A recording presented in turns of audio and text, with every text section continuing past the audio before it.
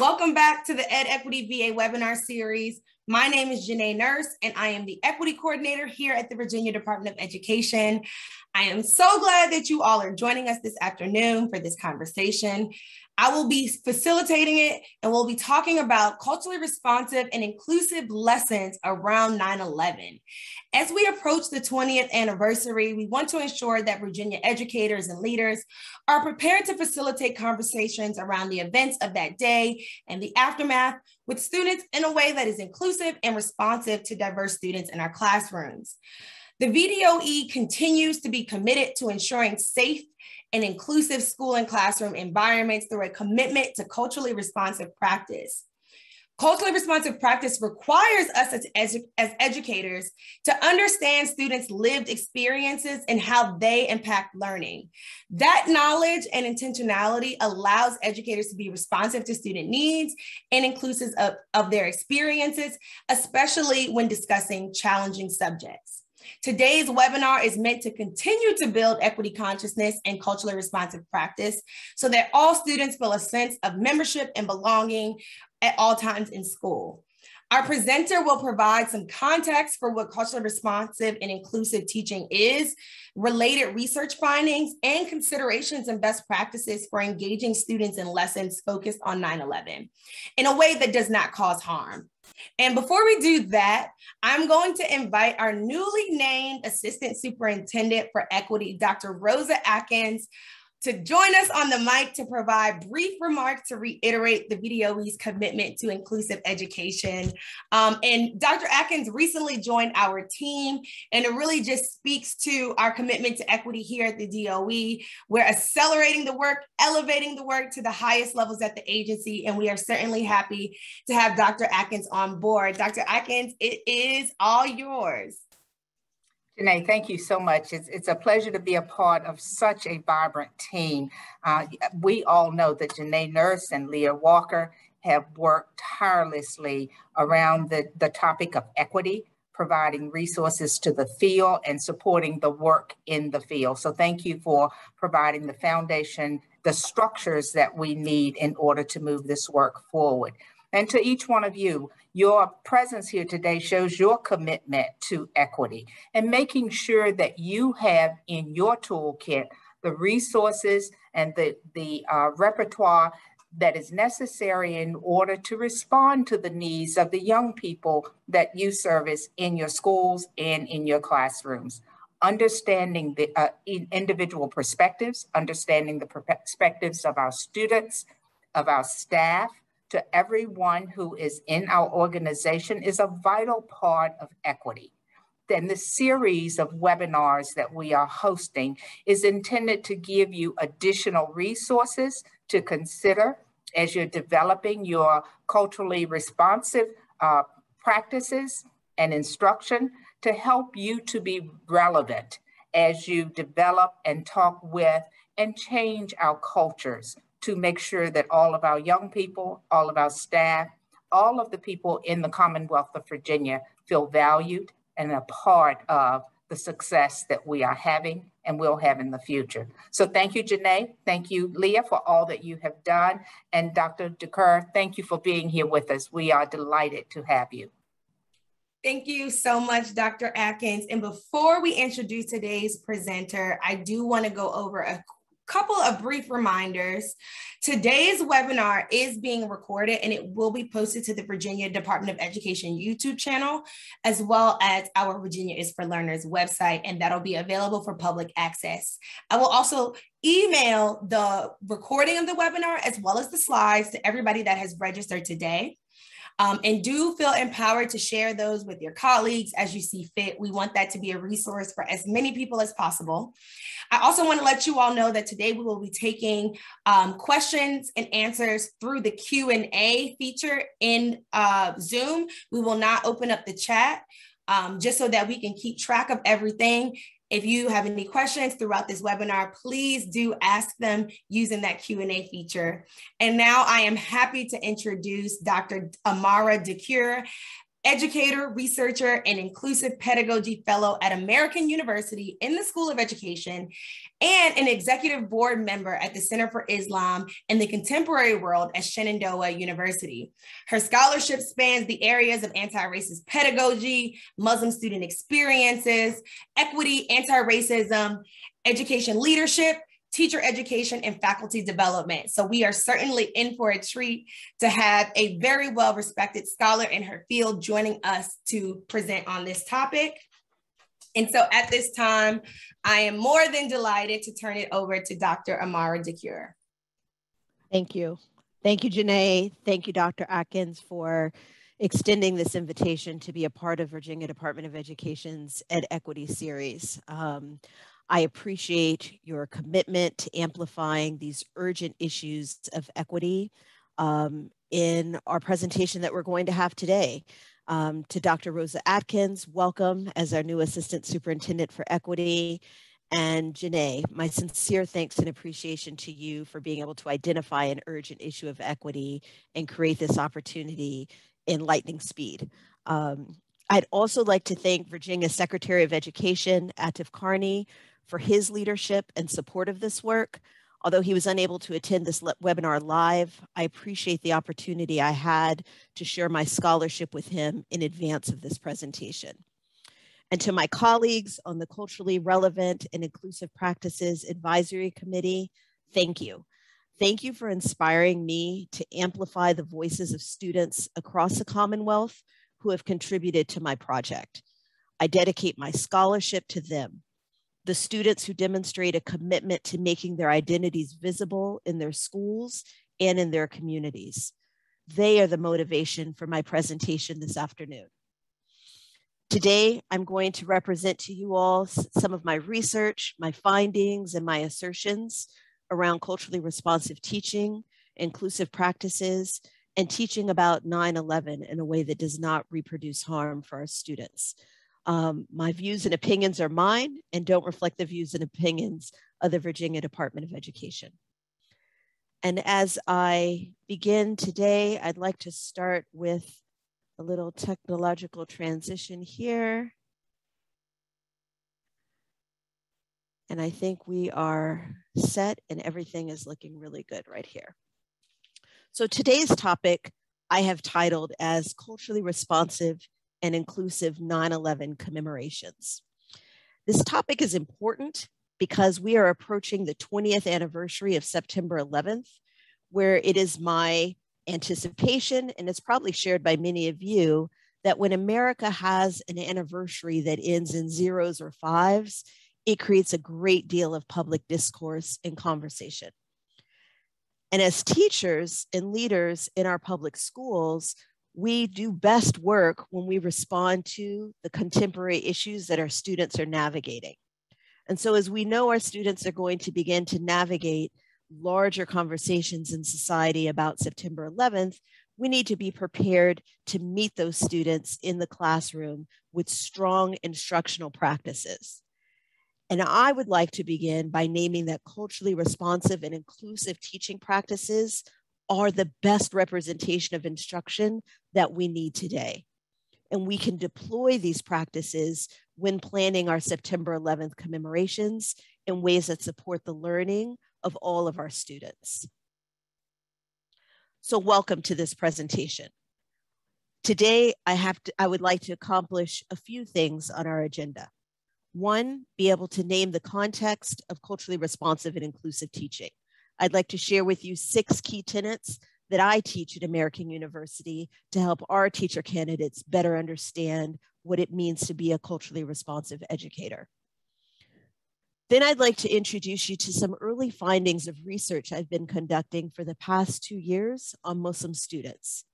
The research and the findings are directly relevant to the work that we need to do as we prepare for 9/11 lesson plans.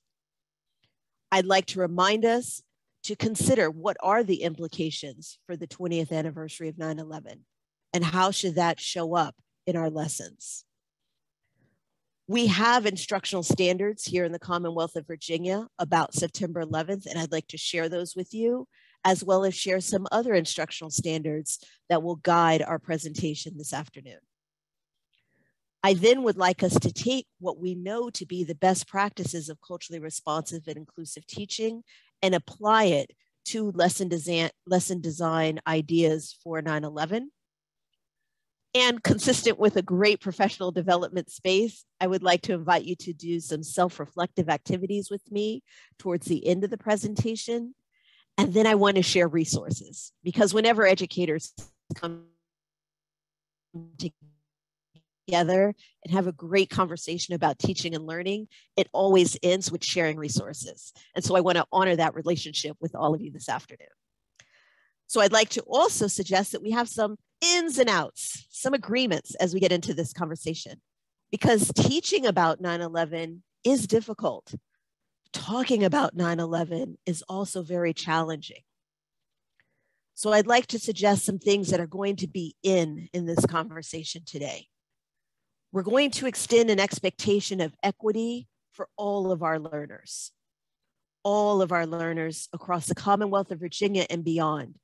We're going to begin and end with an understanding that each of these students deserves to experience an equitable learning environment in their classroom. We're going to humanize our Muslim students. We're going to be talking about Muslim students in this conversation today. And so as we talk about them, we're going to focus on our common humanity with the Muslim students in our care. We're going to acknowledge the existence of anti-Muslim racism. It's going to be important as we begin to plan our 9/11 lessons in a way that does not seek to reproduce anti-Muslim racism. And because we are gathered together as a group of educators, let's come together with the spirit of seeking to learn and be in a learning community with one another. As I tell my students in class, you don't come to school seeking to show off what you know. You come to class seeking to learn and to gain information. So be in this community as a learner. Ask your questions in a spirit of wanting to know more and hope to seek and find the answers you are coming with. So what's out? We are not going to reproduce a false assumption of Muslim responsibility for 9/11. We're just going to begin right there and name that there is no responsibility, and therefore we're not going to use this space to try and untangle that. We're also not going to use this space to reproduce anti-Muslim rhetoric. There's no time, place for that in our world, and there's not going to be a time or place for that in this space. We're also not going to use this space to get into an analysis of US foreign policy. There are other times, places, and opportunities for people to have that conversation, but not for today, not in this moment. And we're also not going to reproduce what's understood as American exceptionalism. This understanding that America is a land at the top of a beautiful mountain and that all other countries, nations, and people are less than America. We're not going to reproduce notions that American history and American experiences are more significant than the experiences or histories of other people. So we're going to begin with a common understanding of our shared humanity, regardless of our national, racial, linguistic, religious origins.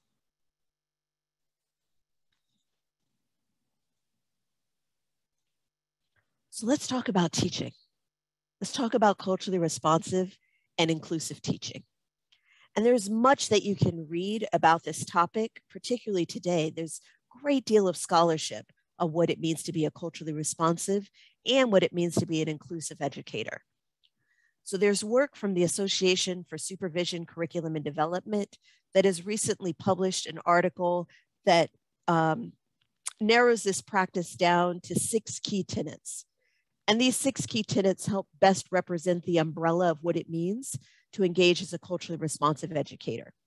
I'd like to go over these briefly and hope that they serve as a reminder for all of you. But if these are unfamiliar teaching practices or an unfamiliar framework, I encourage you to read more. I encourage you to look deeper into what it means to be a culturally responsive educator. I think you will find that it enhances significantly the academic and the social experiences in your classroom and in your schools. So 1, Culturally responsive teaching begins with an understanding of how learning takes place. And in culturally responsive pedagogy, the understanding is that learning takes place from a constructivist lens. That means that we as students construct our knowledge by building bridges from what we know to what we are learning. It means that learning takes place when we're invited to construct our own understanding. Learning doesn't tend to take place when we're simply told what we're supposed to know. So culturally responsive teachers teach through inquiry. They encourage students to ask questions. They encourage students to build off of prior knowledge. This is a core foundation of teaching and best practices of instruction. It also includes learning about students' actual lives. And I'm not talking about broad information about the cultural groups that your students may be associated with. I'm talking about the actual lives of the actual, 20, 25, 30 students that might be on your class roster. When you learn about your actual students' lives, you're better able to respond to them as their instructor. And that's what culturally responsive teaching means, responding to the actual needs and priorities of your students and being inclusive to include all of them in your classroom practices. Third, engaging as a socio-culturally responsive teacher. Now, this might be challenging had we not had the benefit of social media, but with all the access that we have to worldviews and perspectives around us, it is our incumbent responsibility to engage as socially, culturally responsive teachers. And that means by recognizing there's not one universal worldview of how people understand the world and make sense of it. There are so many different ways that people understand our world, so many different ways that people experience our world. And so as a conscious educator, we need to be aware of all the different ways that people experience our world, including our students. This is a historical understanding and a present day understanding, so that when we come into the classroom, we are aware of all the social and cultural discourses that explain how our students show up in classroom. Fourth, we must have affirming views about diversity. Now, to be clear, I've met almost every teacher I've met says they champion diversity. Great, but I want you to have an asset-based view of championing diversity and be able to extend it even to the students who are socially or culturally marginalized. Look at your students and find something asset-based about their culture, their way of understanding, the funds of knowledge that they and their families and communities bring into your classroom or your school. Fifth, use appropriate instructional strategies in your classroom. All right, so this is almost some circular logic. Go back to the tenet number 1, use constructivist principles of teaching and allow students to build knowledge off of their prior understandings. Teach them how to lean into instruction by leaning in with inquiry-based strategies. But also appropriate instructional strategies include building community in your classrooms, in your schools. Students learn when they feel safe and when they feel a sense of belonging. So teaching how to build a community is an instructional strategy.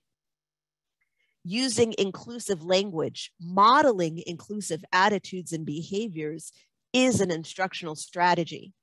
Students learn not just by what we write on the whiteboard, they learn by what we say and what we do. And lastly, advocating for all of our students, all of our students. Being a culturally responsive and inclusive teacher means being a champion to every student on your roster, advocating for their best interests at all times, creating instructional practices that support their learning, support their social and emotional growth and well-being. And we often do this in a context in which these behaviors are not rewarded in larger society. So it's not easy being a culturally responsive and inclusive teacher, but I argue it is best practices. It's what we need in our world today. It's what we need in our state today. So let me share with you some of my research, because I need to make the connection between culturally responsive and inclusive teaching and some of the research I've been working on recently. For the past 2 years, I've been working on a research study about Muslim student experiences in public schools. It's important because we don't have a great deal of existing knowledge of how Muslim students experience public schools today. And although the full body of my research is not ready yet for its own webinar, I do want to share some early findings that have come from this study. And that is that Muslim students describe that in their public schools, they experience what's understood as anti-Muslim racism. This might be a term that could be unfamiliar to some of you. And so I'd like to just describe what these students mean when they're communicating anti-Muslim racist experiences in their public schools. It's based on a historical construction of difference and othering.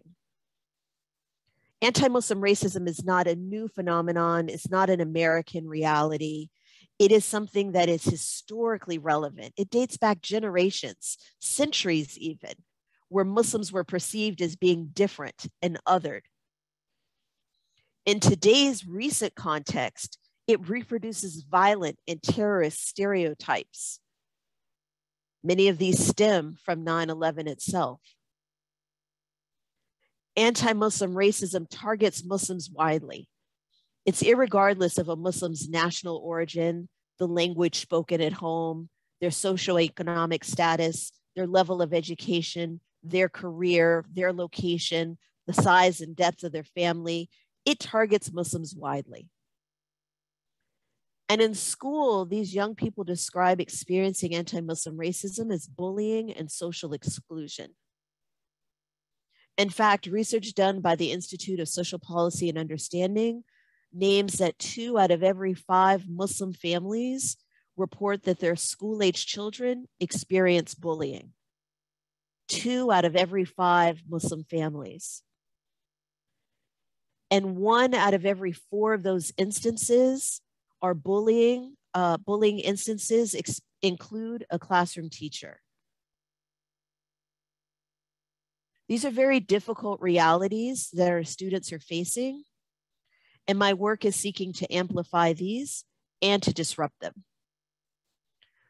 But what I have to name is the one day in the school year that these Muslim students name as the most challenging day to attend school as a Muslim student. And that's on September 11th, every year. These students describe that on 9/11 in previous years, when their schools or their classrooms commemorated 9/11, they faced increased anti-Muslim racism.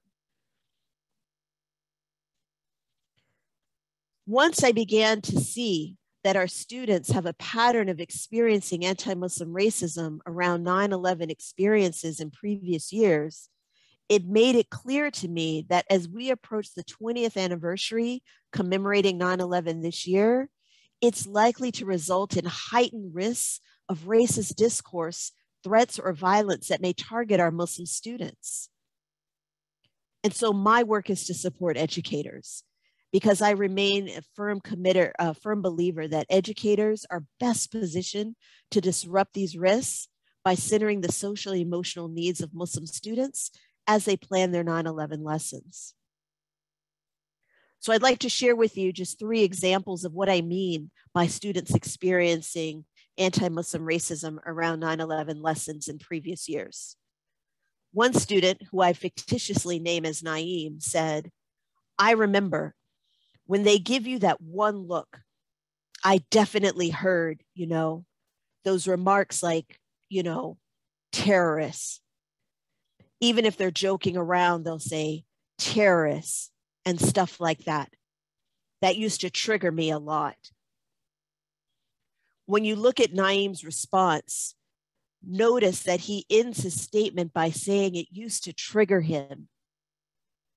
Listen for the emotional toll that this experience is taking on this young man.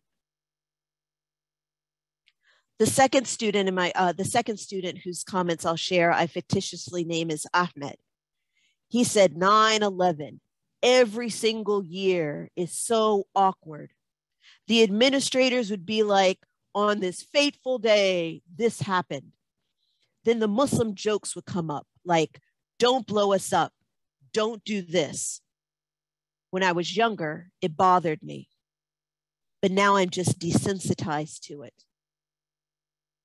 Again, when you hear Ahmed's comment, he describes experiencing this as a younger student when it was bothering him and not able to do anything or make sense of it.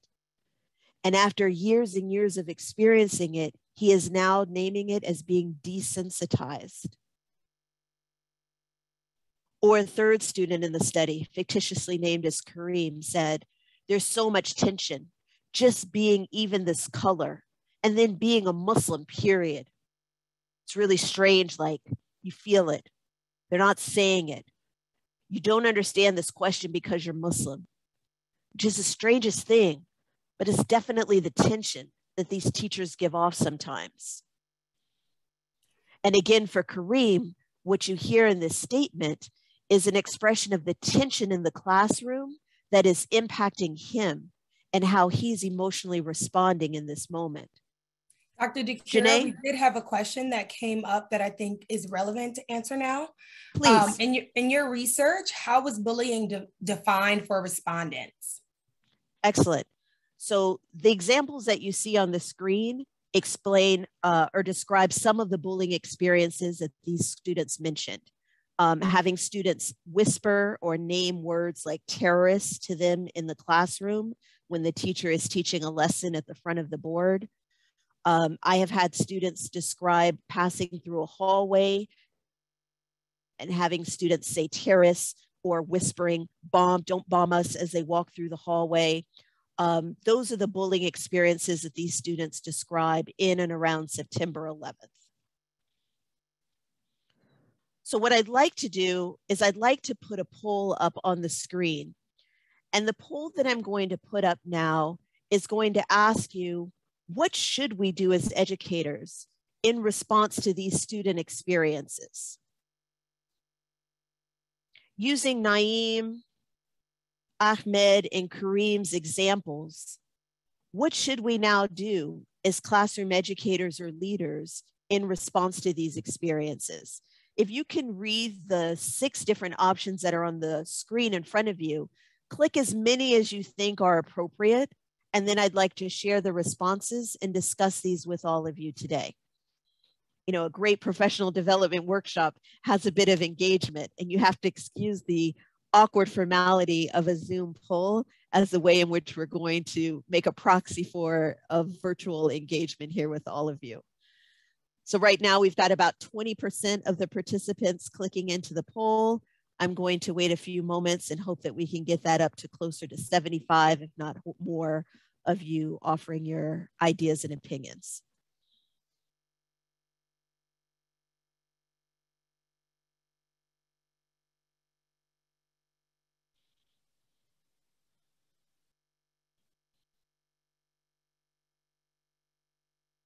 Excellent.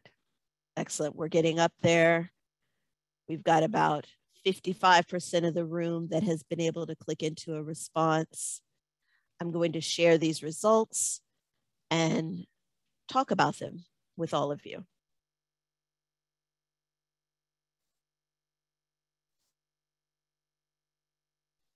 So the largest response that's receiving 96% of the room is that we should develop culturally responsive and inclusive teaching strategies to teach about 9/11.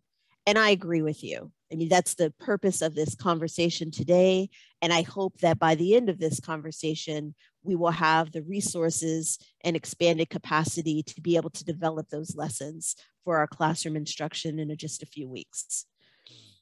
The second strongest response that we had is to increase awareness about Muslim student experiences.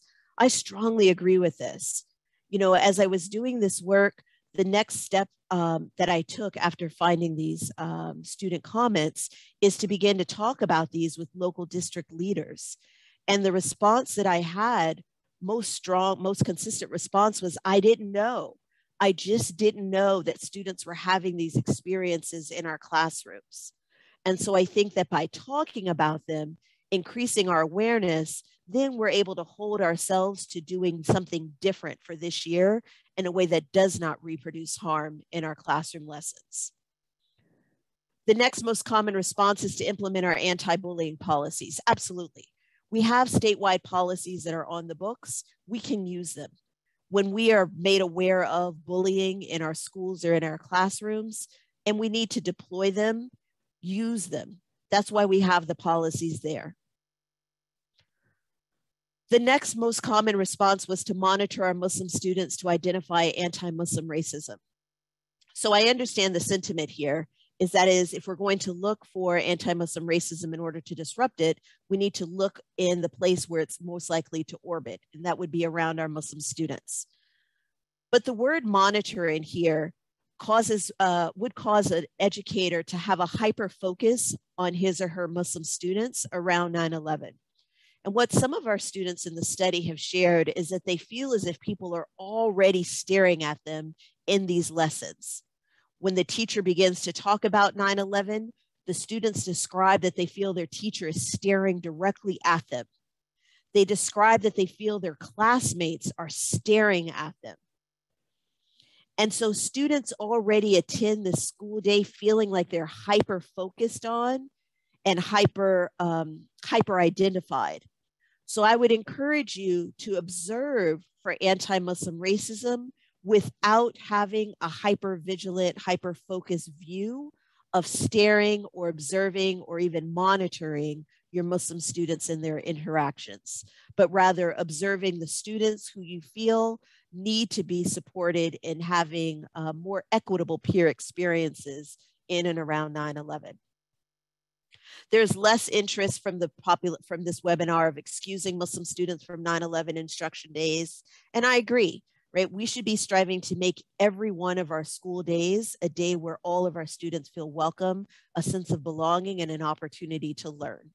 And creating opportunities for students, or teachers rather, to simply excuse students who feel that they might be marginalized without pairing it with excellent teaching falls short of our expectations for our students. And no, we don't want to minimize our 9/11 instruction to reduce negative student impact. 9/11 is part of our learning standards. It's part of our social discourse, particularly this year.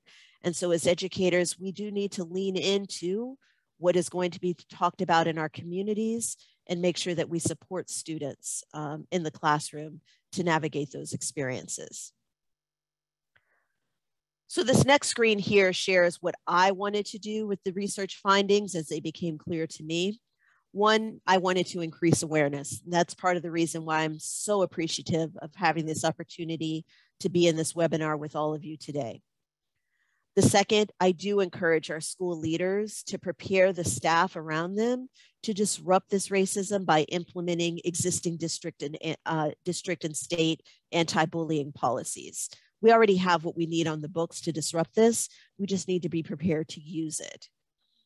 And then lastly, I think that our leaders can help support teachers to have inclusive instructional plans to be able to commemorate the significance of this date in our nation's history. And I hope that this webinar provides some of those resources needed to engage in this work effectively. Now, some of you may say, I'm a bit skeptical.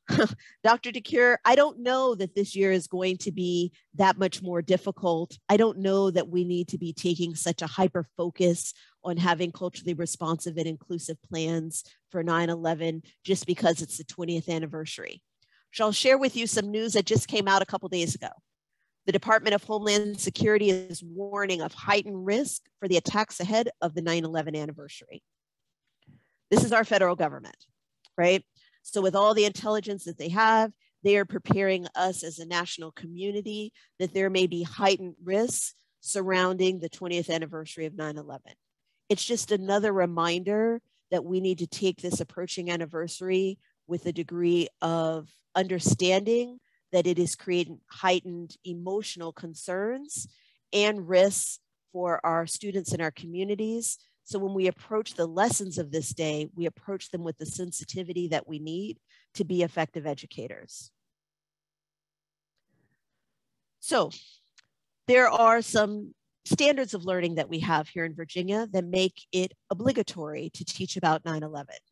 And really, these are the standards associated with those that teach US history between 9th and 12th grade. The standard from Virginia reads, the student will apply social science skills to understand political and social conditions in the United States during the early 21st century by evaluating and explaining the changes in foreign policies and the role of the United States in a world confronted by international terrorism, with emphasis on the American response to 9/11. So these are our history and social studies standards. And I'd like you to notice that it says to understand political and social conditions in the United States. So we need to teach about all of that, right? Teaching about 9/11 is not simply teaching what happened on the day of September 11th, 2001, but teaching about the political and the social environment that preceded that day. I also amplify and uplift the terms evaluating and explaining. We know as educators that when students are tasked in an inquiry-centered environment with evaluating material and being able to explain it and represent their knowledge, it creates a higher level of understanding for the content that the students are being presented. Lastly, notice that the standard ends with naming an emphasis on the American response to 9/11. If you pair that with the earlier terminology, it can be an American response that is political and an American response that is social. So including a wide understanding of the American response will help our students have a more complex understanding of September 11th. Second, SEL, socio-emotional learning. We have social-emotional learning goals here in the Commonwealth of Virginia. And the vision of these goals is to maximize the potential of all students and staff to become responsible, caring, and reflective members of our diverse society by advancing equity, uplifting student voice, and infusing social-emotional learning into every part of the school experience. So when we're teaching about 9/11, we're teaching students about a very challenging part of American history and giving them the tools that they can manage through the social experiences surrounding the 20th anniversary and the emotional responses that are likely to be unearthed during the 20th anniversary. So as educators, we need to be prepared to both teach and respond to the social and emotional needs of our students. And lastly, we have a goal in Virginia to promote equity. And this is about sharing the best practices and practical resources that advance the critical competencies necessary to achieve education equity in Virginia. Courageous leadership, compassionate family and student engagement, continuous reflection, cultural responsiveness, and curriculum reframing. So that when we approach teaching about September 11th, equity remains our target and our focus, so that all of our students have an equitable learning experience on this day and in these lessons particularly. Our commitment to education equity needs to remain constant. So let's talk about teaching of that day itself, teaching about 9/11. And I'd like to ask you, and I'm going to ask you here, and Janae, if you could help me find my second poll question. Yep, I got you. Perfect. I'd like to ask you, what are the challenges surrounding teaching 9/11? There, perfect. The question is now on the screen. What makes teaching on 9/11 challenging? And I'll pause for a moment to allow you to read the different responses and provide the answers that best reflect what you feel makes teaching this particular topic challenging.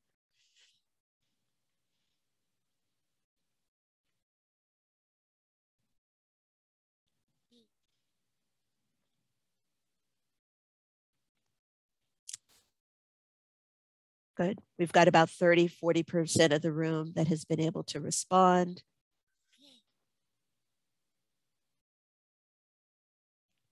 We'll allow it to get up to closer to the 60 that we had before.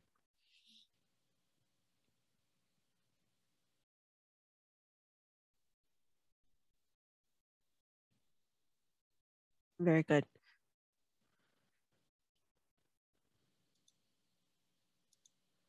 All right, so as you can see on the screen, the majority, and it's a smaller majority than what we had from the previous poll. This is a 66% majority of the room, says teaching about devastation and loss is always challenging. Yes, it is. Yes, it is.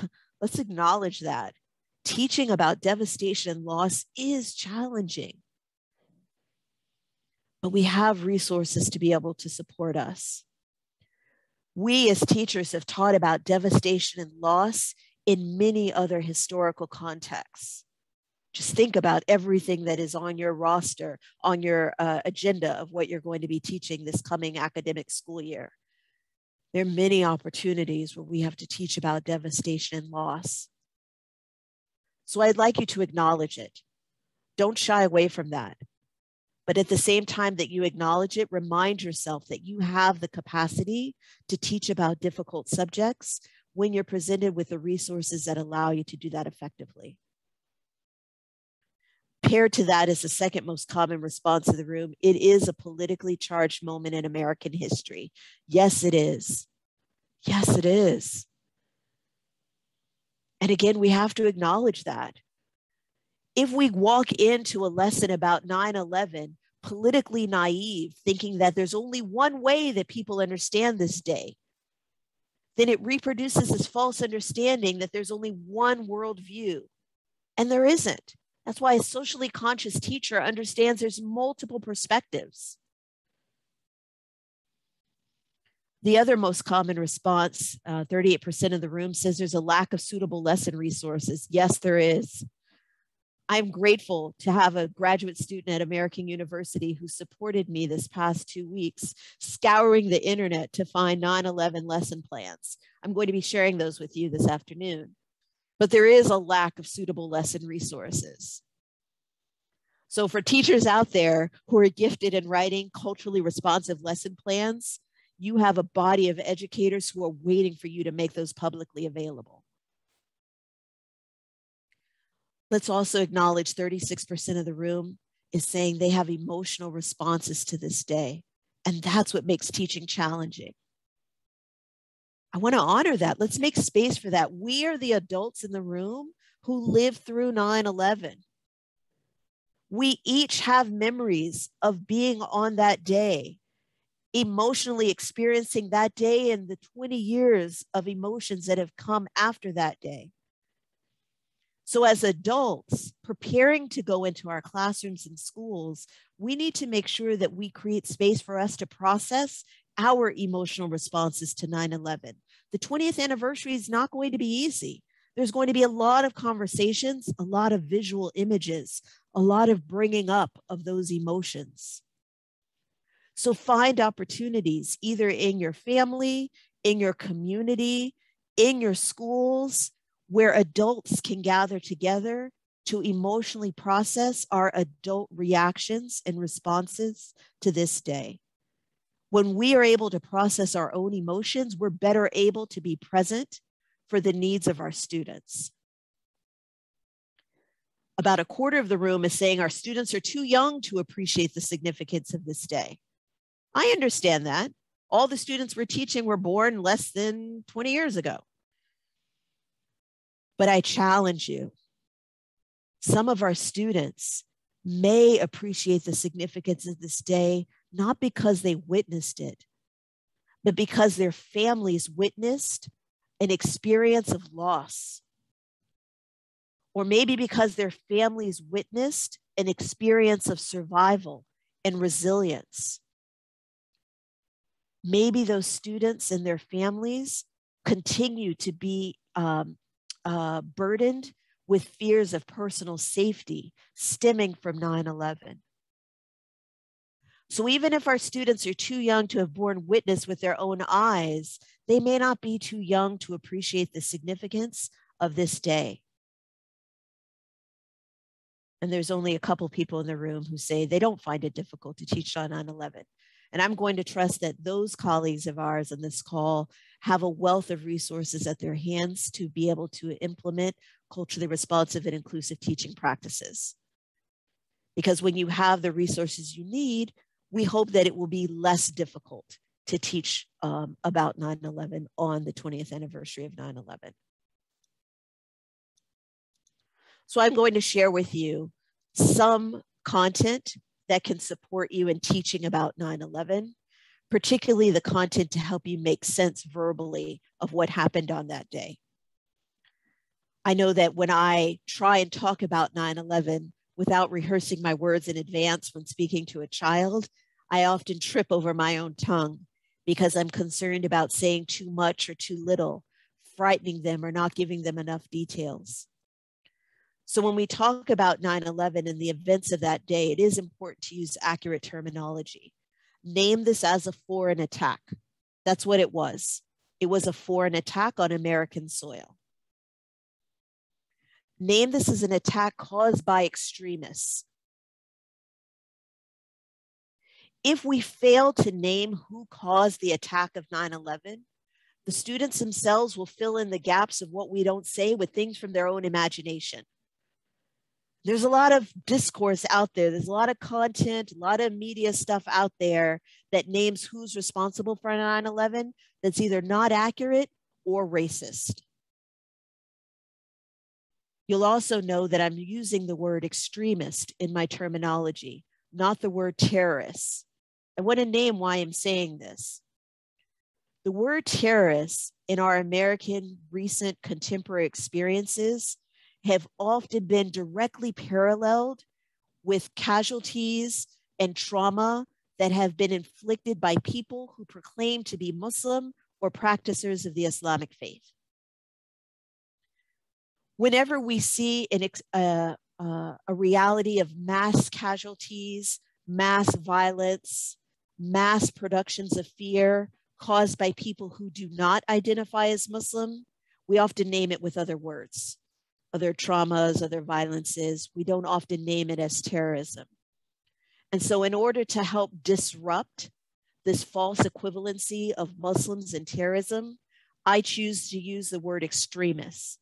And I use this based on the scholarship of other scholars and activists in the community that will also use this word to describe the perpetrators of the crimes associated with 9/11. I also name that 9/11 is an event that caused significant damage, loss, and destruction to our American sites. The World Trade Center, the Pentagon are two of the sites that we need to name for our students. But I want to remind you, as teachers, it's our responsibility to determine the relevant details of 9/11. The best practices we have of education tell us to create an inquiry-based classroom to respond to students' needs, to also be aware of child development. So for the teachers in our room who teach preschool, kindergarten, first grade, second grade, I hope that you do not need to teach the events of 9/11. If a young child asks you what happened on that day, name it as a foreign attack and stop talking. And just see if the child has questions or concerns that you need to address. But when we're teaching 3rd grade through 12th grade and our students are asking us more direct, more complex questions, determine what is relevant information for them to know. Unfortunately, I was made aware of an example in a classroom some years ago where a teacher distributed a worksheet and asked the students to write the names of the extremists who caused 9/11. That is not a relevant detail. It is not relevant information at all. So as culturally responsive educators, determine what do our students need to be able to bridge their current understanding to a greater level of complexity? And that's the lane and the zone in which we teach. When we talk about loss, and loss is going to come as a conversation in 9/11, we need to humanize the 3,000 lives that were lost on 9/11. Don't just name a number. Humanize them. Name that these were mothers, fathers, aunts, uncles, grandparents, children, siblings, co-workers, and friends. But also, as you humanize the lives lost, make visible that almost 60 Muslims also lost their life on 9/11. It helps to disrupt this understanding that Muslims are not mourning the loss of people who died on 9/11, because it's members of Muslim families who also lost their lives in the World Trade Center or in the Pentagon that day. Describe the structural loss at the World Trade Center and the Pentagon, but also name how from that loss has come the 9/11 Memorial Museum. And prepare for the varied emotional responses that may come in your classroom as a result of talking about loss. Some of your students will be emotionally distraught, and you're going to need to be prepared to support them. Other students may not have a visible emotional response, and you're going to need to support them, that it is okay that no matter how they show up emotionally, that you can help support them in learning what this day involved and what this day means. If we as teachers don't help make this information clear, our students are going to be left with a Google search, a TikTok search, an Instagram feed in order to give them the information they're looking for. Heroism. Make heroism visible when you talk about 9/11. We know that there were stories of heroism that shone on that day, but tell culturally diverse stories of heroism. Talk about the first responders. Name the men and the women who are heroes on that day, and show that they came from all different races as American first responders. Talk about the civilians, the ones who stepped up and offered to help on that day. And the community leaders, the ones in New York City, the ones around the Pentagon, the ones around the nation, are community leaders who stood up on that day as heroes and brought us comfort and solace. Tell the story of resistance through the story of Flight 93. They have a great website online with teaching resources. But when we teach about 9/11, I want to remind you, you don't have to stop with the story of loss. You can teach about heroism, the American heroism that shone through on that day. Now, I also would like to give you some advice and some reminders that when you talk about heroism, to make it a culturally responsive conversation. So in the top left-hand screen, you're going to see an image of a video on YouTube. Great video, highly encourage you to view it. It's called The Man in the Red Bandana. It's a great story about a young man who was a firefighter and then took an office job in the World Trade Center. On the day of 9/11, he was in the World Trade Center, and as the planes crashed into the building, he began to help escort people down an internal staircase so that they could find safety. And then he would go back up again to escort more people down. And he did this over and over until the buildings crashed and he lost his own life. It's a very powerful story of heroism. But I'd also like you to look at the image to your right. This is a Black Muslim man who's a first responder, who was there on 9/11, supporting and helping. When you tell the stories of heroism, include Muslims in those stories. That will serve to help disrupt the anti-Muslim racism that continues to be tethered to 9/11. And in the middle, you see a young man who was a New York Police Department cadet. His name is Salman Hamdani. If you're not familiar with his story, I invite you to go to StoryCorps and be able to find a story about him. He was a young man. He wasn't even on duty as a cadet on the day of 9/11. But when he saw the smoke coming from the site of the World Trade Center, he rushed toward the building in an act of service. He lost his life that day as a first responder at 9/11. Today, his hometown, Bayside, Queens, has renamed a street in his honor.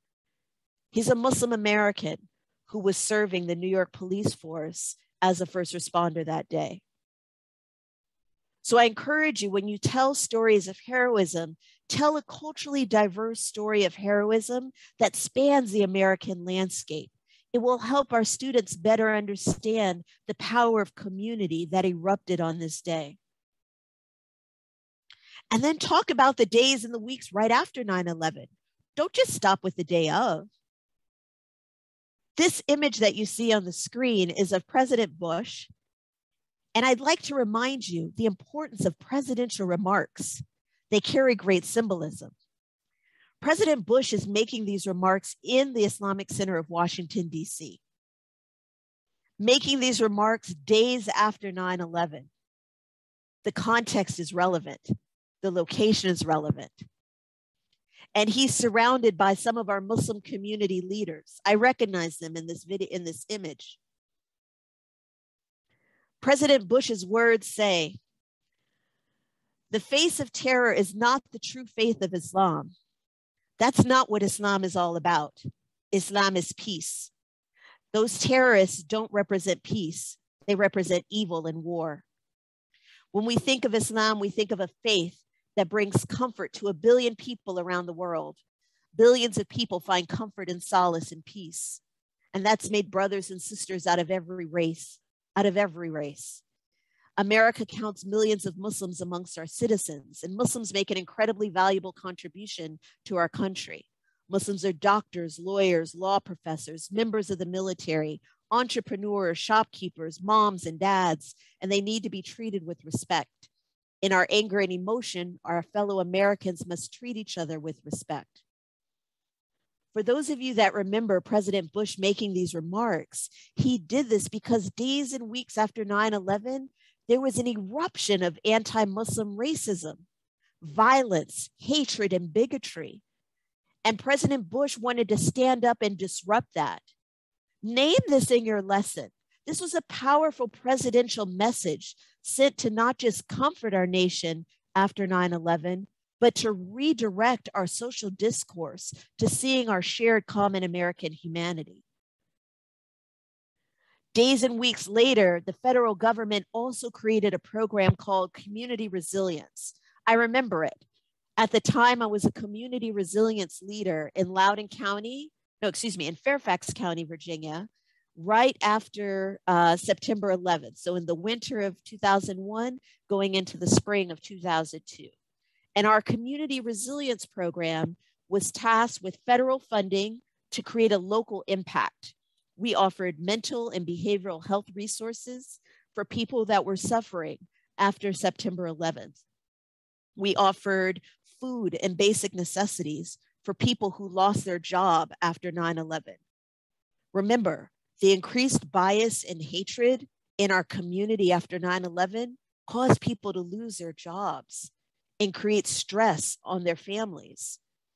People had fear of personal safety just leaving the house after 9/11, particularly Muslim Americans who felt that with the increased anti-Muslim sentiment, their own life was at risk leaving their home. Immigrants needed support with job placement because there was increased anti-immigrant bias and discrimination. So the Community Resilience Program sought to create local impact and create new opportunities for people in community to rebuild after the destruction of 9/11. Teach about the civilian efforts for the American Red Cross. Remember the people lining up to donate blood. This was civilians trying to be involved and engaged to show that they were trying to resist the social impact to create divisions in our community. They wanted to create unity and connections. Talk about the interfaith dialogues that spiked right after 9/11. I was a part of them. This erupted because we were having anti-Muslim and anti-immigrant bias and discrimination. And so the interfaith community sought to address this by coming together in dialogue with people of other faiths. This is a very powerful beginning for us as a nation. And for many of us, we continue in this interfaith dialogue today. And then the picture to the right, it's from Brooklyn, New York. And I had to find this picture because New York City reminds me of our nation's urban space where people come from all different nations around the world, speaking all different languages around the world. And the people of New York represent resilience right after 9/11. They represent coming together as community, despite differences. The New Yorkers became our leaders after 9/11, and the rest of the nation sought to follow them. These are the stories I would encourage you to tell as you teach about September 11th with your students. But then we also have to teach the impacts of 9/11. It's important because when we return back to the standards of learning here in the Commonwealth, we have standards of learning that talk about teaching about change, the political change, the policy changes, the changing roles of America, the American responses to 9/11. So when you're teaching about 9/11, teach the 20 years that followed, not simply just the day of. So when we look at the 20 years of impact, there are many different things that we need to be teaching to our students. Let's talk about fear, because fear is a direct impact from 9/11. We had many phobias that stemmed from that day. There were people who were fearful of tall buildings, people who were fearful of planes, people who were fearful of being in large groups. But I would also want you to make visible the fear that people had of their personal safety. Because as anti-Muslim racism spiked after 9/11, you had people who were Muslim and people who were perceived to be Muslim, Sikhs and Hindus, who were fearful of their personal safety days, weeks, and even years after 9/11. In fact, on September the 15th, in the state of Texas, Mr. Balbir Singh Sodhi, a Sikh American, lost his life because he was perceived as being Muslim and he was victim of an anti-Muslim attack stemming from 9/11 backlash. You can learn about his story also on StoryCorps. So when the standards of learning ask us to teach about the social conditions in the United States that stem from September 11th, teach a wide understanding of fear. Don't just leave it at one type of fear that stemmed from 9/11, but teach about the great complexity of fears. Teach also about federal policies, because the federal policies reflect the political conditions before and immediately after and years after September 11th. So teach about the immigration policies, because we know that immigration policies in this nation after 9/11 became tethered with issues of national security. Before that, and for those of you that teach in world history and US history, you can teach about the 1965 Immigration Act, and that those issues were tethered with issues of economics, social services, education opportunities, workplace necessities. But it was because of 9/11 that our immigration policies then began to be tethered to national security issues. Teach about the Muslim ban from 2017. It was passed, it was upheld in federal courts for years. That's a federal policy that stems from the 20-year impact from 9/11. Teach about the US Patriot Act.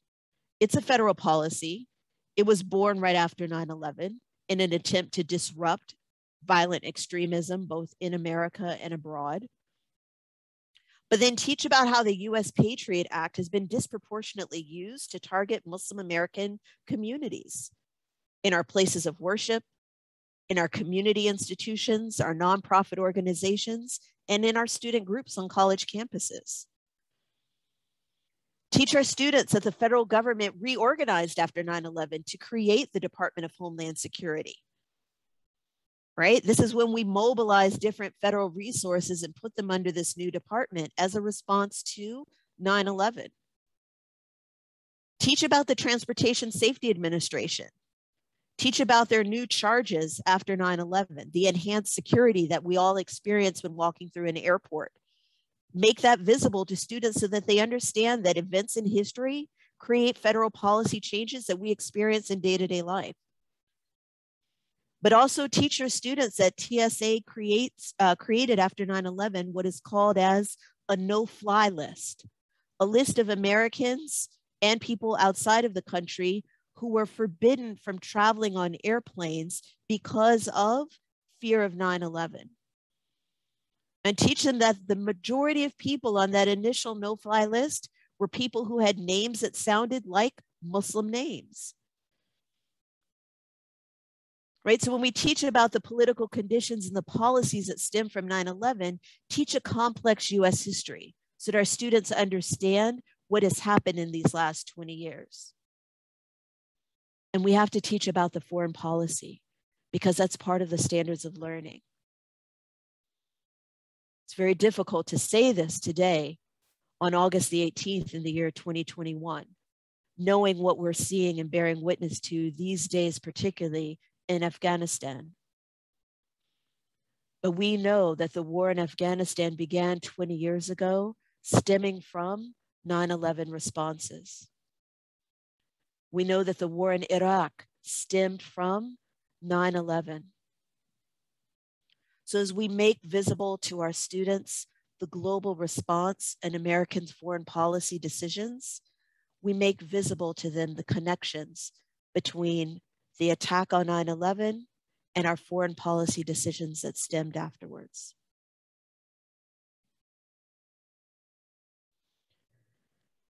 But I also want to remind us that we teach social emotional learning. This is what we teach every day of the academic year, and we're going to be required to mobilize all of our best resources to teach social emotional learning on 9/11 this year. This requires us to teach how to respond to social and emotional situations that exist in our classroom environment and in our larger community. So as teachers prepare SEL lessons, they're often thinking about the class environment, larger community, and being able to support students making good responses to those situations. But also teaching social emotional learning is about teaching on the defense. We have to be ready to respond to the social and the emotional needs of our students. And remind ourselves that in Virginia, particularly, we have children who are from military families. Be mindful of the emotional and social needs of those students as we approach 9/11. Think about the children of families of first responders and how those students show up on 9/11 emotionally and socially. Think about the children in our classroom who may have relatives that were lost on 9/11 or relatives that survived. Think about the students in the classroom who have personal or community fears for their safety and their existence because of the racism and the bigotry that stemmed from 9/11 and is likely to erupt on the 20th anniversary. And think about all the ways that the social media outlets are going to be having these conversations about 9/11 and how our students socially and emotionally respond to what they see and read online. We need to be prepared for multiple emotional responses in our classroom. So use morning meetings to share, as we always should be doing, but make sure that we create space for students to share how they feel. Create opportunities for students to journal so that they can reflect on their feelings privately. And as you read those journals, you can respond meaningfully to the needs that those students reveal. Include student voice in our classroom instruction. Let the students tell us what they want to learn. Let the students help shape what we discuss and how we respond on that day. Facilitate meaningful classroom relationships. Know your students and know when you need to be involved with a stronger arm to facilitate classroom relationships that are safe, that foster belonging, that don't reproduce racist discourse in the classroom. And you can only do this when you listen to your students. Listen often, because our students will tell us what they need from us as their educators. Now, I wouldn't be a teacher without naming non-examples. So although the body of my conversation today, I want to focus on culturally responsive and inclusive teaching practices, I need to name what happens in classrooms that are harmful. It is harmful if a teacher creates a tense classroom environment to teach about 9/11. If you try and scare students into paying attention, or bully them or frighten them or make them feel like this moment must be tense in order for them to learn, that's not a way for students to learn effectively. It doesn't respond to their own social and emotional needs to feel safe in your classroom.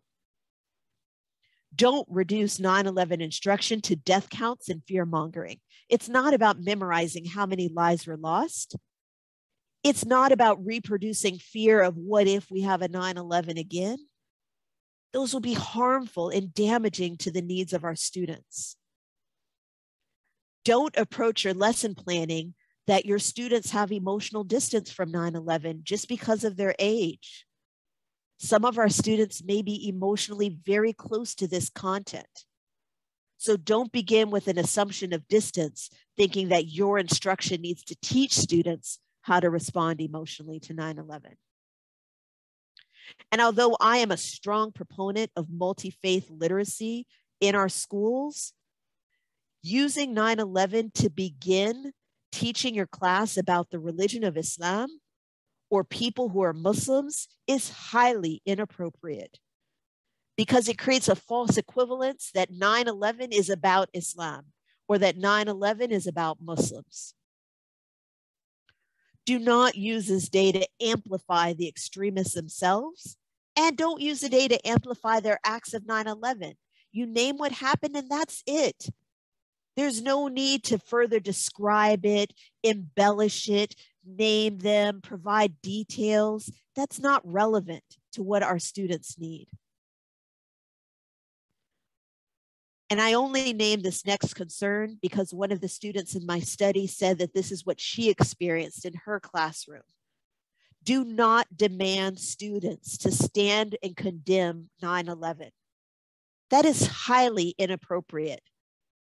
Do not identify students who are Muslim or perceived to be Muslim and expect them to condemn 9/11 as if that's their responsibility because of their identity. There is no need for that. If you need to see the research of other Muslim organizations that have condemned 9/11, go online and read those condemnations yourself. But our students do not need to do that, and they don't need to do that performatively in front of the class. Don't fail to respond to anti-Muslim racism. If a student reports that they have been subjected to bullying in the classroom, racist discourse, comments that cause them to feel uncomfortable, respond. Don't ignore it. Don't pretend it didn't happen. Don't dismiss it as something that they must have misunderstood. Respond and act appropriately. And don't reproduce a single American narrative that there's only one way to understand 9/11, one way to make sense of it, because that will serve to marginalize all the other students in your classroom and in larger society that have very complex understandings of this day and what this day means to them and their communities. Now, I'm not an art teacher. Never have been, not the creative one in the room. But I will say that art creates a beautiful opening for teaching about 9/11. This piece of art that I'm showing on the screen is painted on a mural in Portland, Oregon. Unfortunately, if you remember, in the year 2017, there was a violent act of Islamophobia on an Amtrak train. But as a response to that act, this mural was born. Know them. Only us. Think about what this art is communicating. Think about the social messages of inclusion and unity that stem from a horrific incident, and how you can use art in your classroom to inspire students to create as a result of 9/11, to move them emotionally to the next steps of healing and unity and coming togetherness. The second piece of art is from the 9/11 Memorial and Museum website. I highly encourage you to look at that website. Great lessons, great resources, beautiful art. This is a photograph that was taken of a mural in New York City. People had inscribed on it messages after 9/11, and then someone had painted over that this image that has the word courage boldly placed in the middle. It reminds us of the stories of heroism, survival, and resilience that stemmed from 9/11. Have your students use this as a moment to create art in a way that brings your community as a class together at the start of a school year. When they see the rest of the nation having very difficult discourse about 9/11, allow their art to redirect us as a nation to what we need to be centering when we talk about 9/11. Art has a beautiful way of communicating in ways that words simply fall short with.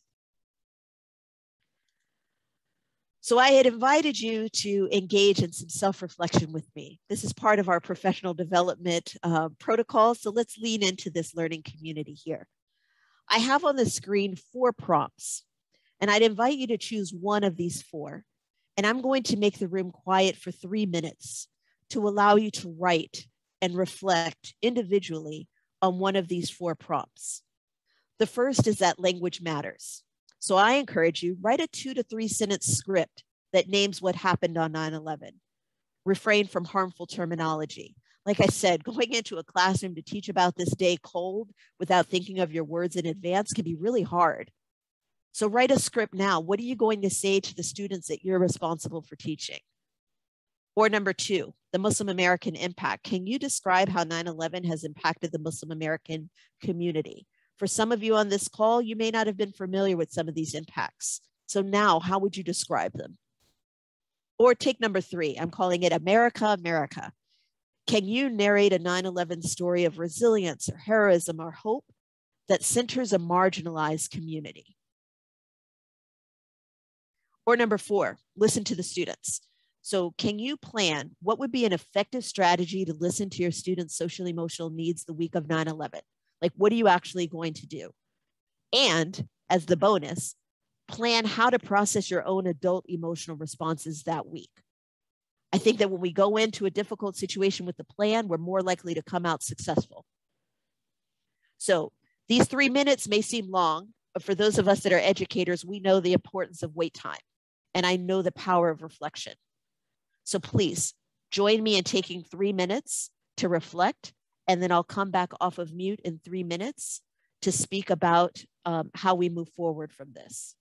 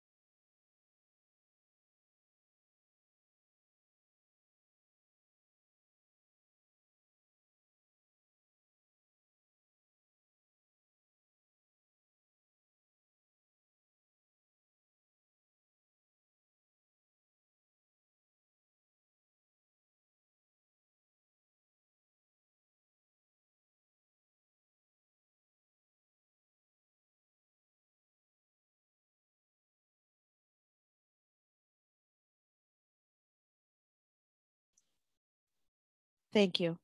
Thank you for taking that time. Thank you for engaging in reflection. This is an important strategy for educators. It helps us be ready. It helps us plan. It helps us to be effective as instructors.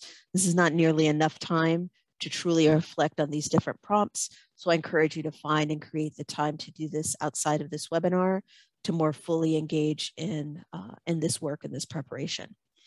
Janae, if I can ask you to post the last poll question on the screen.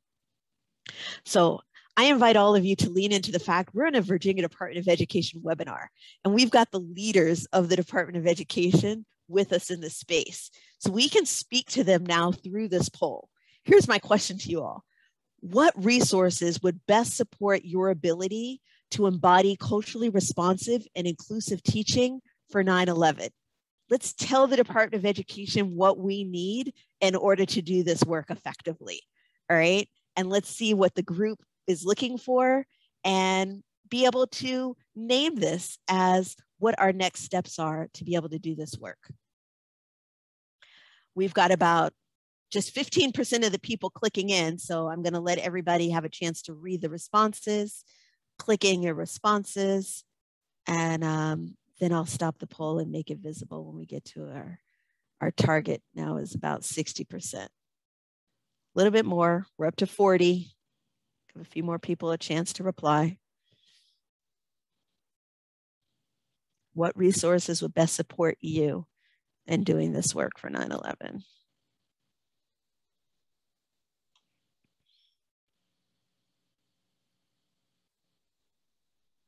All right, so I'm going to make this visible here. All right, so when I see this screen, the overwhelming response, we've got 76% of the room is saying suggested lesson plans and resources. Yes, I hear you. So again, let's crowdsource our work, but I will also name that I have produced, with the help of a graduate student, a list of suggested lesson plans, and I'm going to share with you the website where that list is going to be posted. You'll see that becoming live in the next couple of days. Second group, let's see, we've got 54% of the room that says professional development on Islam and Muslims. I hear you. Thank you. There is a lack of this content, but I will tell you there's a solution. Georgetown University has a research center. Their research center offers free professional development on Islam and Muslims for classroom educators. Free, right? You can't ask for anything better, right? So I'm going to show you in just a moment what that website looks like so that you know where to go and seek those resources. 49% of the room is saying they need classroom library resources. Yes, yes. Let's have Muslim characters, marginalized community members showing up in our classroom library 180 days of the year, not just on 9/11. So I'm going to show you a website where you can find some great titles to add to your classroom library and then add that to your wish list for the start of the school year. Let's see, we've got now 43% say meaningful relationships with Muslims in area communities. Yes, yes. The research is so clear. When we know somebody personally, it disrupts so many of our biases, feelings of discrimination, stereotypes, and even racist discourse just by getting to know people. So I'm going to encourage you to approach Muslim organizations, invite them to partner with you in your schools. Look for opportunities to get to know the Muslims in your school community as individuals. By building meaningful relationships, we truly get to know one another. And I'm going to give you some ideas of how you can do that strategically. Revise standards of learning. Yes, I agree. If the standards of learning were revised to include more culturally responsive terminology, it would make it easier to teach this way for 9/11. But I also want to challenge you here. Standards of learning, though I know they're being revised this year for the history and the social studies, the way they stand now is strong. It offers us strong references of focusing on change, examination, communication of information. We have a strong body that tells us there is a wide understanding of what needs to be taught on 9/11. So we can use that as a foundation for then what we need to build into our lessons. And then there's only 11% that say they need professional incentives, which sounds like a room full of educators, right? You're not seeking incentives often for doing the good work that you do, but nevertheless, we should have incentives in our classrooms and in our schools for people who do model effective education. So please pay attention to your colleagues who are doing this right and make sure that their efforts are made more visible to the leadership in your building or in your districts. But I'd like to share with you, because I said we were going to end with sharing resources, so let me hold my own and share some resources with all of you. Let's read the screen here from top left down to bottom right, right? So top left, you see a logo for an organization I highly encourage and support you to pay attention to. It's called Shoulder to Shoulder. This is an organization that has its mission to disrupt anti-Muslim racism and Islamophobia by having multi-faith coordinations and partnerships across the nation. They are currently involved in a 4-week training on culturally responsive teaching for centering Muslim students and Muslim learners. So the work that they're producing is phenomenal. And if you're looking to be in community with people who are looking to disrupt racism around this country, I encourage you to check out Shoulder to Shoulder if you're not familiar with them already. Then you have a beautiful image of a cute little girl spinning that basketball on her finger, sporting her headscarf, and that is a book cover. There is a website called Common Sense Media. I hope you've heard of it. But if you go to Common Sense Media and search by Muslims or Islam, you're going to get a list of recommended titles for different age groups that center Muslim characters. Bring those books into your classroom all year long. It serves to help disrupt racism when students are able to see and read about communities that are their own or that may be different from their own. This is the best practice of culturally responsive and inclusive teaching. And then look in the middle of the screen. I told you, Georgetown University, the ACMCU Center, if you go to that website, you search by their programs, I'm representing on the screen the modules that they teach for professional development. Again, their resources are free. Who wouldn't want to use free professional development resources? On the right side, that's a compilation of books. These are recommended readings for people to learn more about Muslims or Islam. This list was compiled by the organization at the bottom right of the screen, and it's also the organization that produces so many of the fabulous statistics that I'm able to cite in my presentation today.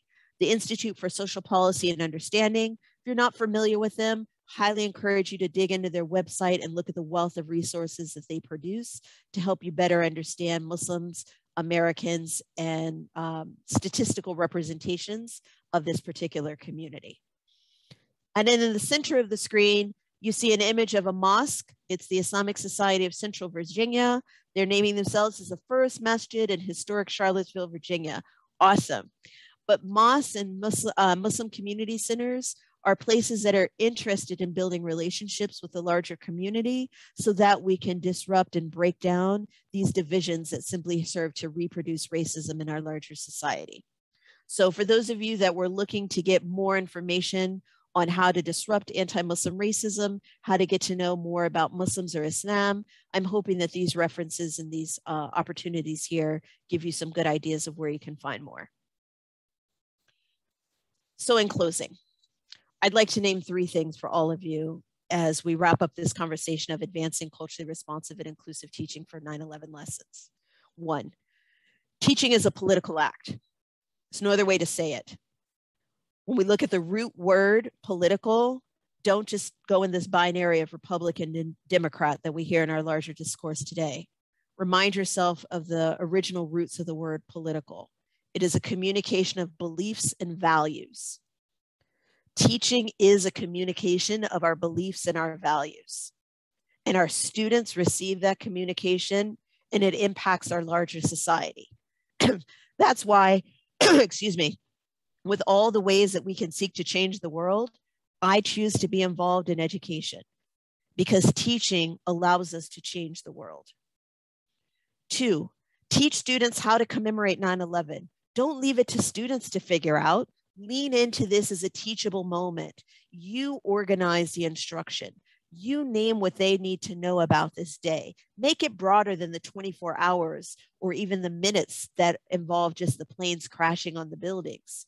Teach students the stories of America that emerged from 9/11. And that will name for our students how they should commemorate this day in history. And lastly, when doing this work, acknowledge that anti-Muslim racism is real. It exists in our federal policies. It exists in our workplaces. It exists in larger society. It exists in our communities. It exists in our schools. When we can acknowledge it and make it visible, then we can challenge it, confront it, disrupt it, and just end it. So as you construct your lesson plans to commemorate the 20th anniversary of 9/11, recommit yourself to advancing the work that is necessary to disrupt racism in all of its forms. I thank you again for making this space possible. I'm putting on the screen here an email address you can use to reach out to me. I welcome your feedback and continued conversation. I'm giving you my Twitter handle that you can reach out to me for more information. And then the website that is going to house several resources that I think will be helpful for you. One, the document that is going to compile the 9/11 teaching lesson plans and resources that's going to be housed at this webpage. Second, I've created a 40-minute professional development video for teachers who want to teach about 9/11 in a way that disrupts anti-Muslim racism. I encourage you to view that training video. It's on YouTube, circulate it widely. And Janae, I'm going to stop sharing and see if there are any questions that I can entertain from the room. Thank you so much, Dr. DeCure, for such a comprehensive presentation. I certainly learned a great deal, and I'm really grateful for the resources that you shared. I know that educators across the state are really interested in how to embed culturally responsive practices into their everyday teaching. And so I certainly will be sharing these a little bit more widely as well from my platform. So I'm really appreciative of that. There are a few questions, as well as some comments that I wanted to address. Many of these questions I already responded to, Dr. DeCure, so I just want to actually reiterate them out loud, just because I think it'll be useful for the rest of the group as well. So just bear with me here for just a second. So somebody was asking a question about what should 9/11 lessons include? What should they mention? What aspects of what happened that day should be mentioned? I just want to be clear that the standards around 9/11 are there for your reference. Those describe the Commonwealth's expectations for students' learning and achievement. That should be the basis for how these conversations are handled and discussed. Curriculum, on the other hand, describes the full scope of student experiences that occur in the educational process. So in other words, how students meet those expectations outlined in the standards of learning. That is determined at the local level. There's a great deal of flexibility around how these ideas and concepts are taught to students. So you certainly can be responsive to the students in your classrooms, understanding their backgrounds and how that should be what really drives how you approach your lesson. So just something to keep in mind. And next here, and just bear with me, y'all, because I'm reading and trying to facilitate at the same time. And so there was a question about, should the current events in Afghanistan be included in this year's conversation around 9/11 or not? And Dr. DeCure, I would love your response on that. I responded to this person just with my understanding of culturally responsive teachers. And culturally responsive teachers bring real world issues into the classroom. I think we would be absolutely remiss to think that what's happening in students' real lives currently, and we are all experiencing what's going on in world news, I think we would be remiss to think that those conversations won't spill over into our schools and classrooms. And so it's really important that teachers are equipped and ready and prepared to facilitate those conversations. So I would certainly say that it is more than relevant to bring those conversations up, but I do think that there's a certain level of nuance there. So I want Dr. DeCure to come on and provide her thoughts there as well. So I think that we lean in to focusing on humanity and humanization of people and communities. So if we're going to address 9/11 in a culturally responsive framework, and we're going to acknowledge and be aware of the difficult situations that are existing within Afghanistan today, I think that we need to focus more on the people and less on a policy analysis of this day on 9/11. The 9/11 lesson plan itself is going to have a beginning and an end, right? We're going to be teaching that 9/11 lesson in the context of a class period or a span of time in the course of a school day. And so if we're going to use that one lesson to talk about 9/11, I would want it to be heavily centered on humanity, on our common humanity, on stories of America. And when we talk about the war in Afghanistan and the current realities of Afghanistan, focus on the people. Focus on the people, because the sensitivity that you bring to this moment is an understanding that there could be students in your classroom whose family, friends, relatives are directly impacted by the state of current state of affairs in Afghanistan today. So no, we don't ignore it. Yes, we acknowledge it. Yes, we make those connections visible, but lean into making visible the common humanity of the people who are involved in these difficult situations. Thank you so much for that, Dr. DeCure. And the next question, you actually kind of touched on this in your presentation, but I just would love for you to reiterate this. This person asked, would September 11th or a lesson around September 11th be an opportunity to teach geography lessons or world religion lessons? You started discussing this, and I would love for you to expand a little bit about your thoughts there and why that could be inappropriate. Yeah, I think that as teachers, when we organize a lesson plan, it's a communication of what is important to students. It helps students understand what they need to be held accountable to in terms of learning and what is relevant as they're building bridges to better understand whatever it is we're teaching. So if we begin and end and include in a conversation on 9/11, world geography and a conversation about world religions, we are creating and reproducing a false equivalence that world religions are responsible for the devastation of 9/11, or world religions are the precursors to the devastation of 9/11. And I would want us to segregate and separate those out clearly and distinctly for our students. At the same time, yes, our students need to be globally aware. Yes, they need to have world geography. They need to understand world religions.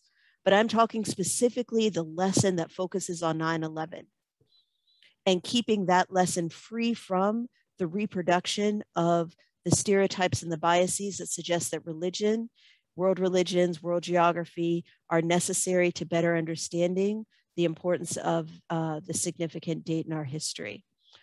So I think it's just important of what we plan in the lesson, and then when we teach the other content at other times in the year. Again, use those students' messages from the very beginning of my presentation. When those conversations start getting into countries that have Muslim majority populations, and students begin to give a student in the classroom that side eye of, isn't that where your family is from? Or isn't that the language that you speak at home? Then we find ourselves being in a situation where our lesson is reproducing those biases. Thank you so much, Dr. DeCure. And I actually just realized that we are about 12 minutes over our end time for this webinar, but not to worry. There is just one more question. And this question was actually asked early on in your presentation when you were talking about your research findings. And so I think you have to apply that context to it. But so I think it's less about that 9/11 lesson and just thinking about student emotional needs. But do you feel that the current state of affairs in Afghanistan will create more difficulties for Muslim students this year on 9/11? So not necessarily related to the lesson in and of itself, but. Yes. And that's what it means to be a culturally responsive teacher, right? We have to lean into socio-culturally awareness. So that means we need to be aware of the surroundings that are influencing our students. So yes, what is happening in Afghanistan is creating emotional stress on all of the families in this country, in this state, that claim Afghanistan as their home community.